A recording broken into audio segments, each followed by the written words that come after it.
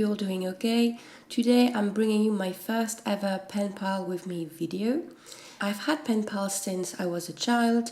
I remember when one of my neighbors moved away to Paris, we would send each other letters and postcards, and I was so excited every time I would go to the mailbox, and then I would answer right away. I would not think about what I was writing. I was just too excited about what was happening.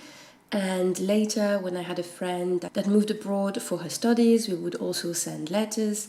And it's always been something that I had loved, but I had lost the last couple of years. I've been on a website called Postcrossing for several years, and basically the thing is you agree to send a postcard to a random stranger in the world that's also registered to the website.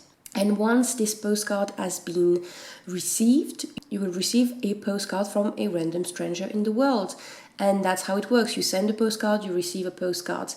There is an option on the website to say if you're interested to get a pen pal, and I had never realized that this option was there for that. One of the people who sent me a card, Julia from Germany, asked if I wanted to be her pen pal, and I was so excited. I said yes.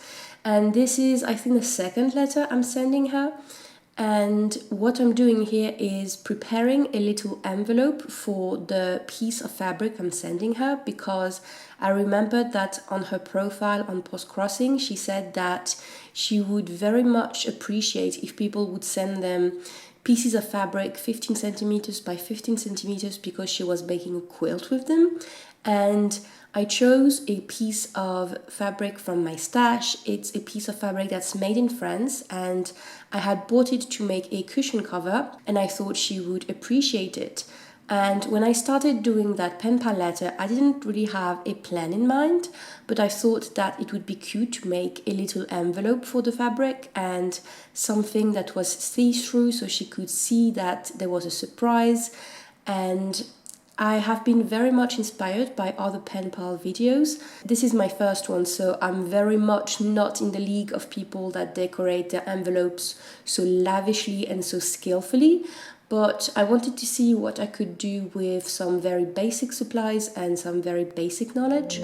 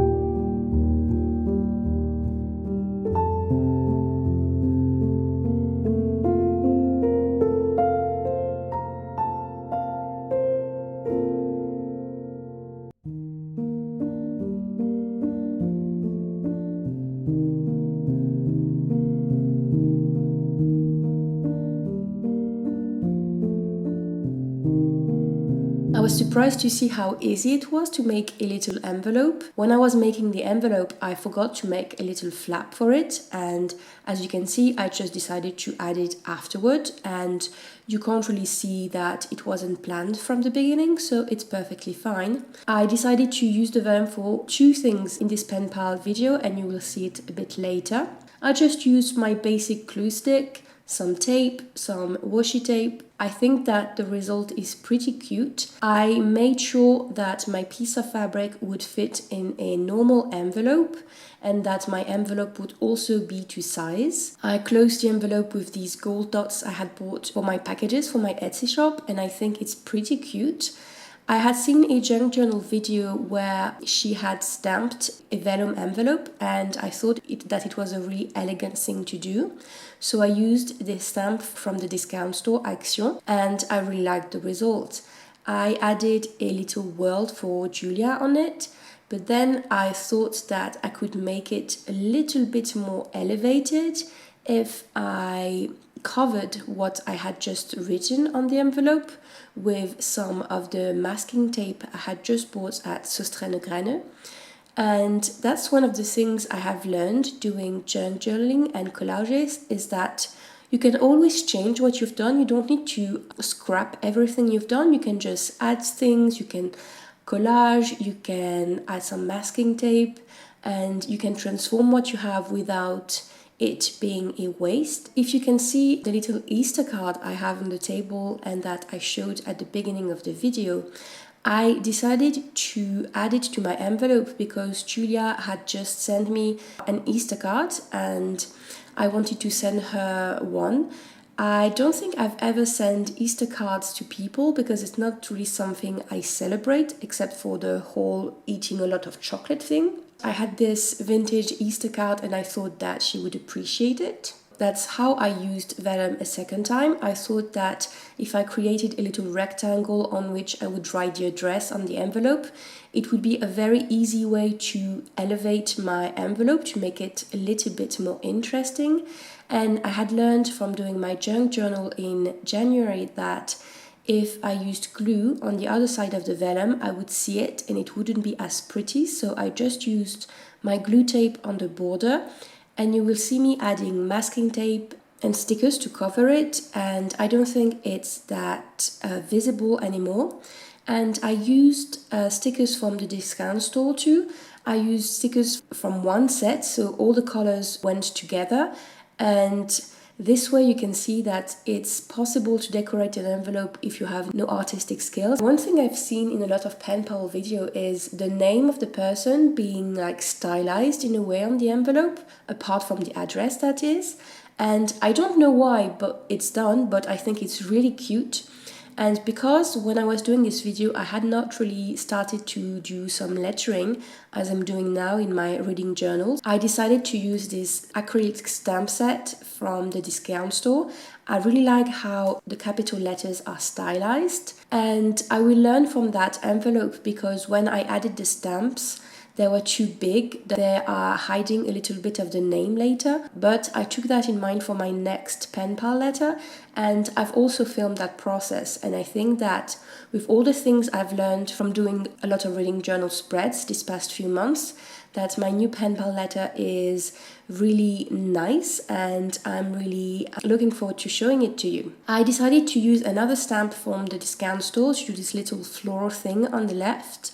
And you saw that I had to use a fine liner to draw a little bit of the lines that had not stamped properly, because trying to re-stamp something with a wooden stamp, even with a transparent acrylic stamp, really doesn't go well for me anyway, so I just thought I would draw it, and I don't think it's very visible. That's when I decided to add a little bit of masking tape so that I would hide a little bit of the sides where the glue is. And I thought I would add this pretty green masking tape because it went with some of the colors, but I ultimately decided to use the same masking tape I had just used before because I didn't think it really went with everything. All of these rolls of masking tapes are from Søstrene Grene. I had bought them in Paris, and they had just received, I think, their new masking tape collection, and I think I bought like 10 rolls because they were like €2, and the patterns are so simple and cute. If you ever in a country where there is a Søstrene Grene, it's a Danish store chain, and it's super cute and affordable. Incidentally, the envelope I was decorating is also from Søstrene Grene. And now I'm preparing my paper for my letter, and I'm already folding the page to see where the fold will land so that I don't stick things on the fold line because they won't sit nicely after that. And I used the same sticker to slightly decorate the letter, And I thought I would use the stickers that are in a gardening theme because I know Julia loves to garden, and I thought that it would be a nice addition to my letter. I did not decorate every page that I wrote, but I think it's nice to decorate the first page, and I think I added maybe one sticker to the second page I wrote, but I'm not really sure about that.